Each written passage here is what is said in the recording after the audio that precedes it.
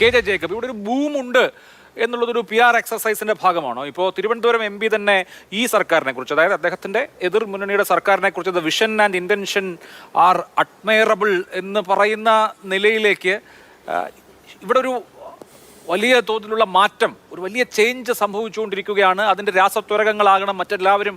ഇതൊരു തരത്തിലുള്ള ആ നിലയ്ക്കുള്ള ഒരു കൊട്ടിഘോഷം എന്നുള്ള നിലയിലാണോ കാര്യങ്ങൾ? ഇതിൻ്റെ അകത്തൊരു കൊട്ടിഘോഷത്തിൻ്റെ ഒരു എലമെൻറ്റ് വരുന്ന എവിടെയെന്ന് വെച്ചിട്ടുണ്ടെങ്കിൽ, സത്യത്തിൽ ഈ ഒന്നാമത്തെ UDF സർക്കാരിൻ്റെ സമയത്ത്, അതാണ് എനിക്ക് തോന്നുന്ന സ്റ്റാർട്ടപ്പ് വില്ലേജ്, കൊച്ചിയിലെ സ്റ്റാർട്ടപ്പ് വില്ലേജ് ഇന്ത്യയിലെ തന്നെ ഒരു വലിയ ഒരു ഐക്കണായിട്ട് മാറിയിരുന്നു. നിങ്ങൾക്ക് ഓർമ്മയുണ്ടെങ്കിൽ എനിക്ക് തോന്നുന്നു 2011, 12, 13 ആ സമയങ്ങളിലൊക്കെ ഇന്ത്യ വരുന്നവരും പോകുന്നവരും ഒക്കെ കേരളത്തിൽ വരുന്ന എല്ലാവരും തന്നെ കൊച്ചിയിൽ സ്റ്റാർട്ടപ്പ് വില്ലേജ് പോകുന്നു. ഞാൻ അവിടെ പോയിട്ടുണ്ട്. അവിടെ ഇരുന്ന് ചെറുപ്പക്കാരായ ആളുകൾ പുതിയ ഐഡിയകളെക്കുറിച്ച്, പുതിയ ആശയങ്ങളെക്കുറിച്ച്, പുതിയ കമ്പനികളെക്കുറിച്ചൊക്കെ സ്വപ്നം കാണുകയും പ്രവർത്തിക്കുകയും ചെയ്യുന്ന ഒരു ഗംഭീര ഒരു ആശയമായിരുന്നു. എനിക്ക് തോന്നുന്നത് ആനന്ദ് മഹീന്ദ്ര, പിന്നെ നമ്മുടെ ഇൻഫോസിസിൻ്റെ കോഫൗണ്ടർമാർ, അവരൊക്കെ വന്ന് ഇത് ഗംഭീര പരിപാടിയാണ് എന്ന് പറഞ്ഞു. പക്ഷെ അതിനൊരു തുടർച്ച ഉണ്ടായില്ല എന്നുള്ളതാണ് വസ്തുത. അതിന് പല കാരണങ്ങളുണ്ട്. അത് ആവശ്യത്തിൽ കൂടുതൽ ഹൈപ്പ് ചെയ്തു എന്നുള്ളൊരു വസ്തുതയാണ്. പിന്നെ നമ്മുടെ നാട്ടിൽ അങ്ങനത്തെ ഒരു എക്കോസിസ്റ്റം ഉണ്ടായിരുന്നില്ല എന്നുള്ളൊരു വസ്തുതയും ആ കൂട്ടത്തിലുണ്ട്. ഇപ്പോൾ അതിൻ്റെ വ്യത്യാസം ഞാനിപ്പോൾ കാണുന്നത്, അന്ന് 2011, 12 ഈ സ്റ്റാർട്ടപ്പ് വില്ലേജിൻ്റെ സമയത്തുണ്ടായിരുന്നത് കുറച്ചുകൂടി വിശാലമായ രീതിയിൽ വരുന്നു. അന്നുണ്ടായിരുന്ന ഐക്കൺ പ്ലെയേഴ്സ് തന്നെ ആ അബദ്ധത്തിൽപ്പെട്ട കമ്പനികളെ, കാരണം ഞാൻ അന്നൊരു ചെറിയ മാഗസിൻ നടത്തിക്കൊണ്ടിരുന്ന ആളാണ്. ഈ സ്റ്റാർട്ടപ്പ് വില്ലേജിൻ്റെ ഐക്കൺ പ്ലെയർ ആയിരുന്ന കമ്പനി ഇപ്പോൾ നമുക്ക് കാണാനില്ല.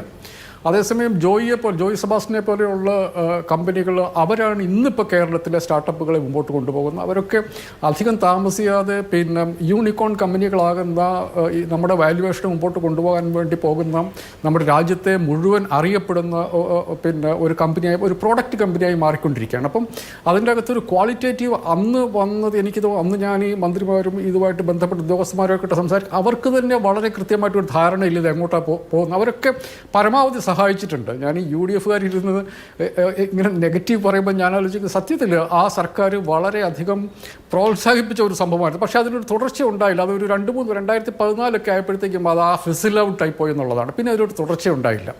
ഇപ്പം നമ്മൾ കാണുന്നത് വളരെ ഓർഗാനിക് ആയിട്ടുള്ള ഒരു സാധനമാണ്. ആ കൂട്ടത്തിൽ ഈ സർക്കാർ ചെയ്തത് കഴിഞ്ഞ സർക്കാരിൻ്റെ സമയത്ത് അതിൻ്റെ ബാക്ക്ഗ്രൗണ്ടിൽ കുറേ കാര്യങ്ങൾ നടന്നു. ഈ സർക്കാർ ചെയ്തത് കുറേ കാര്യങ്ങൾ എളുപ്പമാക്കി കൊടുത്തു എന്നുള്ളതാണ്. അപ്പം നമ്മുടെ നാട്ടിൽ നേരത്തെ ഉണ്ടായിരുന്ന ഒരു ഓണർ, ഇപ്പം ജോയ് പറഞ്ഞ ഈ നമ്മുടെ കോളേജുകൾ സ്റ്റാർട്ടപ്പുകളുണ്ടെന്ന് പറഞ്ഞല്ലോ. ഈ 2011, 12, 13 സമയത്തും ഉണ്ടായിരുന്നു.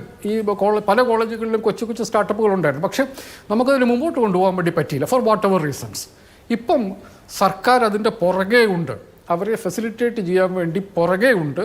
അങ്ങനെ വന്നു കഴിയുമ്പം ചില ഇൻഡിക്കേറ്റേഴ്സ്, ചില നമ്പറുകൾ ഫേവറബിളാണ്. അപ്പം മന്ത്രി സംസാരിക്കുമ്പോൾ അദ്ദേഹം കുറച്ച് ഹൈപ്പ് കൂട്ടി പറയുമായിരിക്കും.